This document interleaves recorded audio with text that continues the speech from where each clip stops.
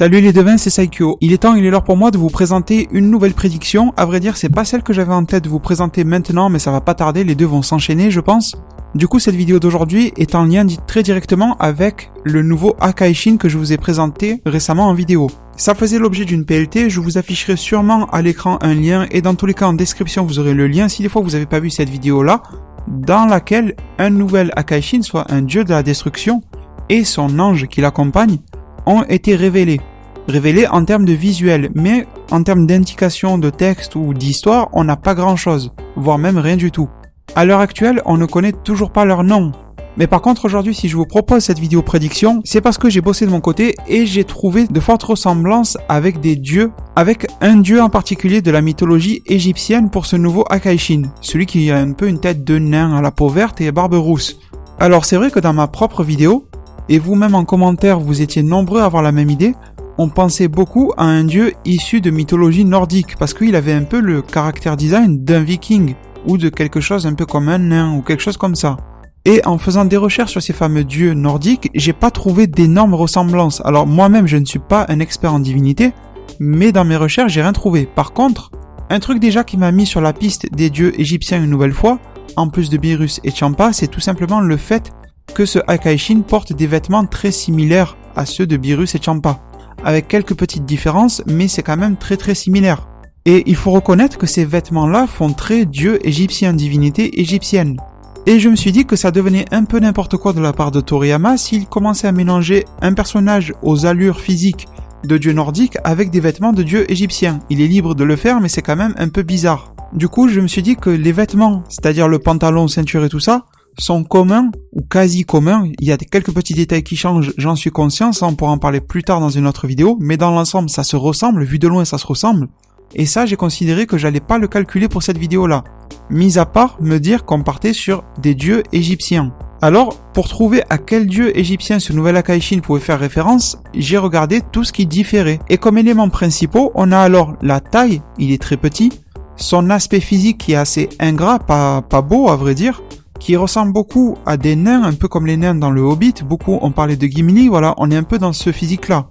Il a aussi son énorme barbe et sa très longue chevelure. Et quand on le regarde bien, on voit qu'il a un air assez grincheux. En plus de cela, de ses traits physiques propres, on voit aussi que sur ses bras, il porte deux espèces de bracelets de chaque côté. Et ça aussi, j'ai fait mes recherches et ça ramène encore une fois au même dieu. Alors vous allez me dire, ça fait un petit moment que je suis en train de vous teaser ce dieu-là, et tout simplement, pour moi, ce nouvel Akaishin est très lié au dieu Bes, B-E-S, dans les fameux dieux égyptiens, mythologie égyptienne. Alors, avant de passer justement au descriptif de ce dieu-là pour le comparer à ce nouvel Akaishin, j'aimerais aussi vous dire que je me suis concentré forcément sur le vêtement en haut que porte ce nouvel Akaishin, c'est-à-dire un vulgaire t-shirt blanc.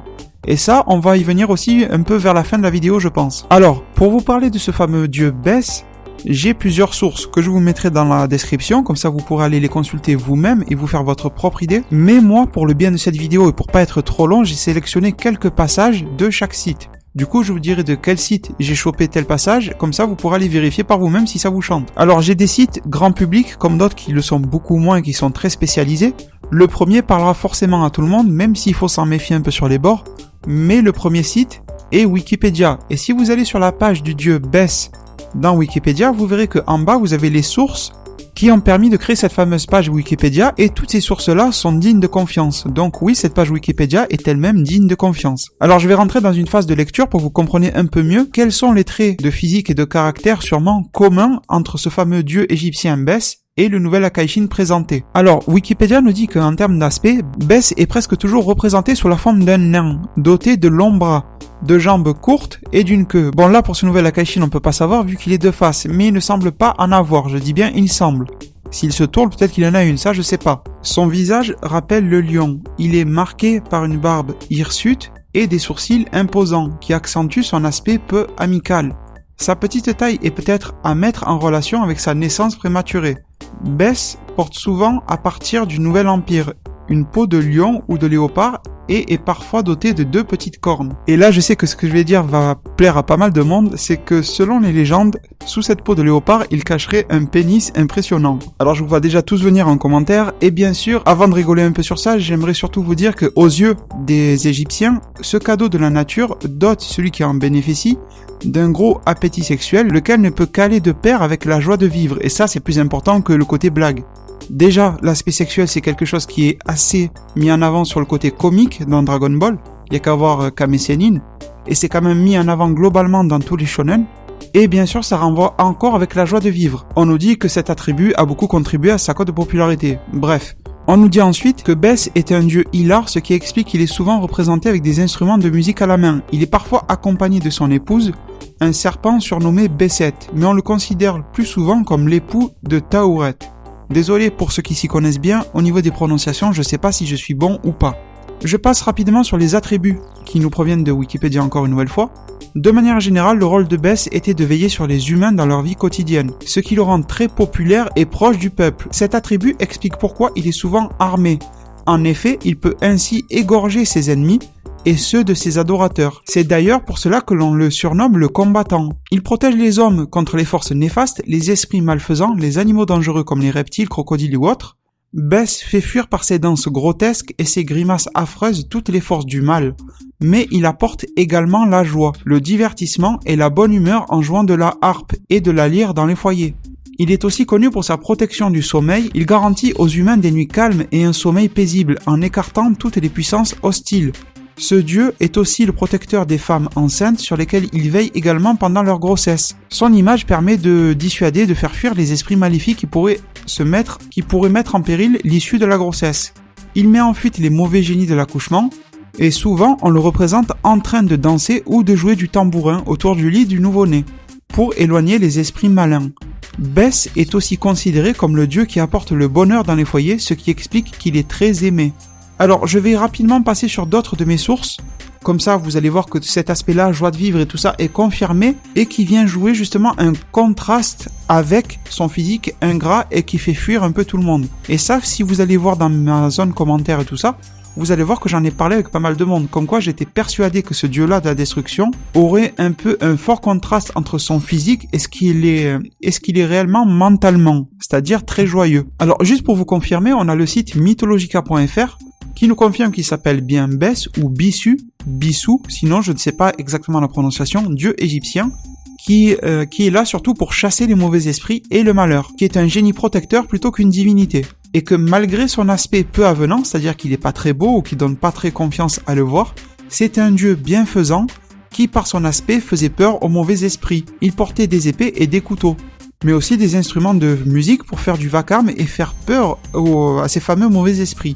Une chose aussi que j'ai retrouvée, c'est qu'il est souvent associé au dieu Aha. Je ne sais pas si je prononce bien, mais il est considéré comme l'ancêtre de Bes et comme un dieu combattant, et aussi représenté sous forme de nain, de petite taille, tout ça, au visage un peu aigri, donc vous voyez qu'il y a énormément de similitudes.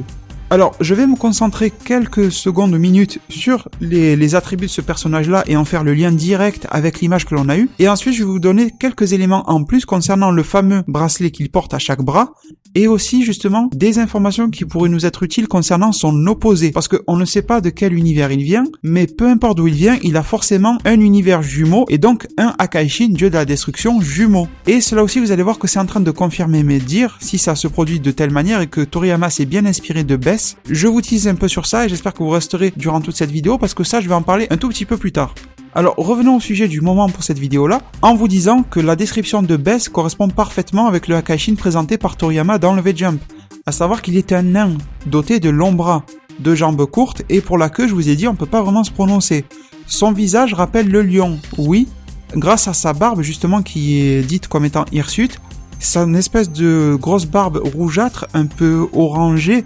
Le lion est un peu comme ça, justement. Il n'a pas une barbe, le lion, mais vous m'avez compris. Son espèce de grosse fourrure autour du visage, de couleur aussi très orangée, et des sourcils imposants qui accentuent son aspect peu amical. Et vous avez vu qu'il a aussi un aspect peu amical. Bien sûr, je vais vous passer l'aspect du pénis impressionnant, ça sera jamais dit dans la série. Par contre, bien sûr que la série peut développer le fait qu'il ait un appétit sexuel imposant, ça n'empêche pas cela. Et d'ailleurs, ça serait très intéressant pour la suite, vous allez comprendre pourquoi. Bien sûr, ça pour le moment, on ne sait pas. Bien sûr, quand on parle de Bess alors et qu'on comprend qu'il est très bon et qu'il est lié à tout ce qui est de bon dans la vie et qu'il permet de veiller sur les humains dans leur vie quotidienne et qu'en même temps il est combattant, ça correspond parfaitement au type de Akaishin que l'on peut avoir, à savoir un très bon combattant, peut-être même et sûrement meilleur que Beerus. À vrai dire, je travaille sur cette piste, justement, est-ce que ce Akaishin peut être meilleur que Beerus? J'ai quelques éléments qui portent à penser que oui, mais je suis pas encore bien au point sur le sujet pour vous en parler pleinement. Mais en tout cas, on peut alors présager le fait que ce nouveau Akaishin sera bon, sera gentil, ne sera pas un ennemi. Car la dernière fois, oui, dans le V-Jump, on nous a présenté Zamasu. Il nous a été présenté de manière aussi mystérieuse que ce nouvel Akaishin. Et du coup, pas mal d'entre vous sont venus me dire, est-ce qu'ils ne refont pas le coup du Zamasu, à savoir un personnage inconnu présenté dans le V-Jump, de manière un peu brusque, et au final, ça sera le prochain ennemi. J'ai envie de vous dire non, déjà pour ne pas créer d'effet de répétition, et en même temps par rapport à la description de ce fameux Bess. On comprendrait alors que ce nouveau Akaishin a un visage aigri, mais qu'il est tout le contraire à l'intérieur. Mais par contre, vous allez me dire, oui, mais s'il a été présenté, ce n'est pas pour rien, c'est qu'il va jouer un rôle. J'ai envie de vous dire oui, il y a peu de chances ou de risques qu'il soit un personnage lambda. Je veux dire par là que c'est pas parce que c'est le moins utile des Akaishin qu'ils l'ont présenté en premier, histoire de s'en débarrasser. Je pense au contraire que ce Akaishin-là, si le tournoi de Zeno en devient à être interrompu comme je le pense par un aspect de révolte, et de révolution, ou même par un nouvel ennemi, pourquoi pas, on peut très bien penser alors que ce Bess sera vraiment l'allié sur qui compter. Celui qui pourra les protéger et celui qui aura certainement des capacités un peu spéciales permettant que le bien continue d'avancer. Je pense qu'on va se tourner vraiment vers cette option-là. Alors là, je viens un peu de mélanger mes quelques prédictions à mon travail de recherche, tout simplement. J'espère que ça vous a plu, mais on va aussi passer à d'autres infos très très intéressantes que j'ai pour vous, à savoir qui pourrait être son opposé. Le dieu Akaishin, dieu de la destruction, jumeau. Et justement, je vous ai dit que ce dieu avait pour femme connue Beset et Tauret. Alors je me suis renseigné sur ces deux et les deux sont très très intéressantes. Et à vrai dire, pour cela on peut plancher sur 3 pistes. Déjà, il y a la déesse Hathor.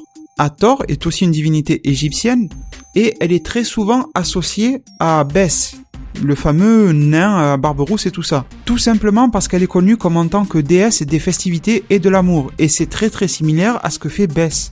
On nous dit également que Hathor est représentée sous les traits d'une vache, ou alors quand elle n'est pas représentée comme une vache, elle est représentée comme une femme, et ça c'est plus intéressant, portant le disque solaire entre ses cornes. Et ça pourrait donner un design caractère très très intéressant pour un opposé à ce fameux dieu Akaishin Bess. Et d'ailleurs, elle est l'une des déesses les plus populaires et importantes durant tout le long de l'histoire de l'Égypte antique. Et tout comme Bess, elle aide les femmes à donner naissance. Alors ça, c'est la première option, je pense, que l'on a comme inspiration de Toriyama pour nous fournir un visuel et des traits de caractère ou des traits de puissance à l'opposé de ce fameux nouvel Akaishin. J'ai 2 autres pistes à vous présenter qui sont en fait tout simplement les 2 femmes qu'a eu Bess, c'est-à-dire Tauret et Beset. Parce que on nous dit tout simplement que Beset est sa contrepartie féminine, bien que parfois elle est présentée comme étant sa mère. Elle aussi protégeait les familles contre les mauvais esprits, les serpents et les malheurs en général. Elle était aussi la déesse de la musique et de la danse. Elle apparaît, son apparence visuelle, comme un serpent enflammé, et ça c'est très intéressant pour Dragon Ball Super. Ou bien elle est figurée de face avec un visage léonin couronné d'une crinière et tenant des serpents. Et ensuite, du coup, on nous rajoute que Tauret a aussi été passée pour sa femme. Et quand on se renseigne sur elle, sur cette autre déesse, Tauret est 3e option comme étant la jumelle, on va dire, de ce nouveau Akaishin. On nous dit qu'elle est une déesse hippopotame protectrice des accouchements, tout comme Beset et Bess. Son apparition était censée effaroucher n'importe quel esprit malin, c'est-à-dire le faire fuir, qui aurait pu nuire à un enfant et à la femme en travail, c'est-à-dire en plein accouchement. Comme étant la déesse protectrice de l'accouchement, elle était souvent accompagnée du dieu nain Bess, qui avait une fonction semblable. Vous voyez que ce dieu Bess, qui ressemble au nouvel Akaishin, est aussi accompagné d'autres divinités très populaires et très ressemblantes. Et forcément, ça fait penser à l'aspect jumeau entre 2 univers, ou 2 Akaishin. Niveau représentation, elle était avec une tête d'hippopotame, les pieds et les bras d'un lion, la queue d'un crocodile, des seins tombants et un ventre gonflé par une grossesse. Alors bien sûr que si elle est adaptée dans Dragon Ball Super, elle sera pas exactement comme ça, et que la série reprendra, je pense, les éléments les plus cool. quelques traits d'hippopotame, mais le moins possible. Le moins aussi possible d'éléments propres au ventre d'une femme enceinte. Et ils garderont surtout les pieds et les bras d'un lion, la queue d'un crocodile, des choses comme ça. Elle est coiffée d'un mortier, éventuellement surmonté de cornes et du disque solaire. Elle aussi du disque solaire. Donc on risque énormément, ou on va sûrement avoir la chance de tomber sur une femme. Et du coup ça mène à vous dire une chose très intéressante, c'est que déjà l'opposé ou jumelle de ce nouveau Akaishin risquera fortement d'avoir un disque solaire sur sa tête, étant donné que Hathor et Tawret l'ont, ça fait 2 pistes sur 3 qui l'ont. Et une chose très importante, c'est que ça ferait une Akaishin femme ou femelle, comme vous voulez. Et ça, je vous l'avais déjà prédit dans ma vidéo PLT concernant la révélation de ce nouvel Akaishin Bess. Vous voyez que tout est en train de s'emboîter. Aussi bien sur le physique qui contraste le moral tout simplement de ce nouvel Akaishin qui vient de nous être présenté. Ensuite, ça corrobore également avec le fait que sa jumelle, justement, serait une femme. Et ça, je trouve que c'est très intéressant pour la série Dragon Ball Super, et c'est très intéressant étant donné que c'est confirmé par les aspects de mythologie égyptienne. Et dernière chose qui me renvoie également vers Tawret comme étant l'inspiration principale de Toriyama pour l'univers jumeau à ce nouvel Akaishin, c'est la dernière phrase que l'on trouve sur le site mythologica.fr. C'est-à-dire que Tawret était souvent dépeinte, c'est-à-dire apparaissait souvent, comme tenant l'amulette Sa, le symbole de Sa, S-A, symbolisant la protection, ou l'Ankh représentant la vie. Et justement, qu'est-ce que le dieu, le nouvel Akaishin présenté par Toriyama, a sur ses poignets? Il a quelque chose qui semble être un dérivé du symbole de Sa. Alors j'ai peu trouvé d'informations concernant cela en français. Du coup, je vais vous mettre une source en anglais, car les sites anglais ont bien plus de références concernant le symbole de Sa. Je vous mets la référence qui vient de Land of Pyramid. J'espère que vous arriverez à le traduire. Au pire, vous avez Google Traduction qui pourra vous aider. Moi, je vais vous donner les informations principales et les plus importantes à savoir, qui sont que le symbole de Sa est un symbole de protection qui permet justement aux femmes enceintes de protéger leur nouveau-né contre les mauvaises choses, les mauvais esprits. Et je viens de vous dire à l'instant que la déesse Tawret était très souvent représentée avec ce symbole. Mais là, si je continue la lecture sur Land of Pyramid, on nous dit que le symbole de Sa était très souvent donné au dieu Bess, le dieu nain, tout autant que Tawret. Et vous voyez que ces deux dieux-là sont très très réunis. Et on nous dit encore que bien sûr, ces dieux-là sont très populaires. Il y a tout un aspect autour du symbole de Sa, qui est de protection de la vie, protection de la jeune vie, si je traduis ça mot à mot, c'est-à-dire des nouveau-nés, ou de très jeunes enfants, et que c'était souvent utilisé en tant qu'amulette, c'est-à-dire un artefact permettant de vous protéger dans la vie de tous les jours. C'est aussi un signe d'immortalité et de réincarnation. Du coup, je vais pas vous lire tout le reste, ce qu'on a est très largement suffisant. Je pense qu'on a assez bien décrypté ce nouveau dieu, ce nouvel Akaishin. Et je vous avoue que là, je suis très très conforté dans mes idées sur le fait que son jumeau sera en fait une jumelle, une femme. Je ne sais pas ce que vous faites d'apprendre cela, mais moi je trouve que c'est très très intéressant et très bon pour la série, tout simplement. Parce qu'on a beaucoup de personnages importants masculins, et ça serait bien qu'ils en mettent de personnages féminins, surtout à la tête justement des univers. Pour le moment, on n'a pas vraiment, à part Vados, mais on n'a pas grand chose à se mettre sous la dent, on va dire. Et sinon, avant de vous quitter sur cette vidéo, un dernier élément dont je vous ai parlé en tout début, c'est ce fameux t-shirt blanc très basique que porte ce nouveau Akaishin. Et qui d'ailleurs n'a rien de très divin. En plus, ça lui colle au corps, ça a pas l'air de vraiment lui aller très bien. Et j'ai envie de vous dire que si ce Akaishin porte ses vêtements et que dans son esprit, il est vraiment très gentil, très joyeux et représentatif de tout ce qui est bon dans le monde, j'ai envie de vous dire que ce vêtement-là est fait alors pour être plus proche de ces peuples mortels. Un peu comme un accessoire lui permettant de se mettre un peu au niveau des personnes ou des êtres qu'il aime protéger.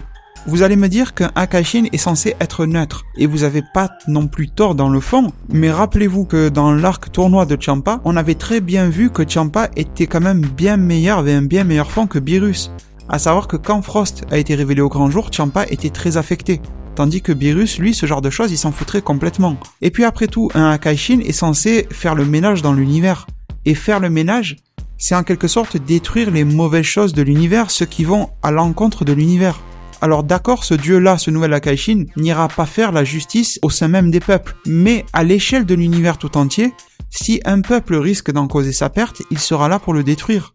et en quelque sorte on pourra leur dire qu'il a assumé la même fonction que Bess, à savoir chasser les mauvais esprits, mais à une échelle universelle. Du coup les devins, je vais en arrêter là pour cette prédiction, j'espère qu'elle n'aura pas trop duré, je verrai ça tout simplement quand j'aurai fini les montages et les cuts.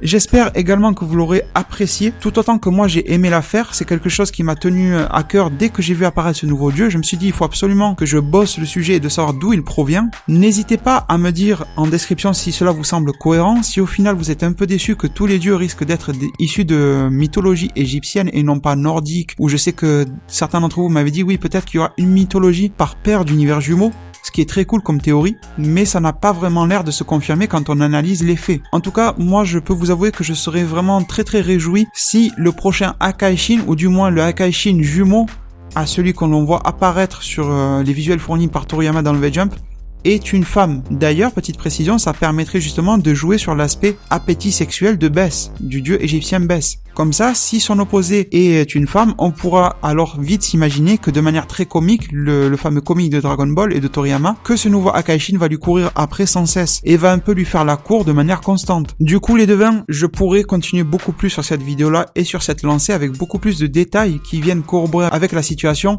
Mais je vous laisse prendre connaissance par vous-même des sources en description. J'espère que cette vidéo vous aura aidé à appréhender le futur de Dragon Ball Super. Peut-être que vous êtes toujours en désaccord avec cela et n'hésitez pas à venir le dire en commentaire, je serais curieux de vous lire. N'oubliez pas que je fais en sorte de répondre à tous les commentaires que vous me laissez, donc n'hésitez pas, ça va pas être des commentaires perdus dans une petite masse de commentaires à mon échelle. Du coup, maintenant les devins, je me permets de vous remercier et de vous laisser sur ces mots. Prenez soin de votre futur, le meilleur moyen d'y arriver c'est de vous abonner à ma chaîne, de la partager, la liker et la commenter un maximum de fois pour que notre communauté puisse se développer le plus possible sur YouTube. Merci et à plus pour de prochains arts divinatoires.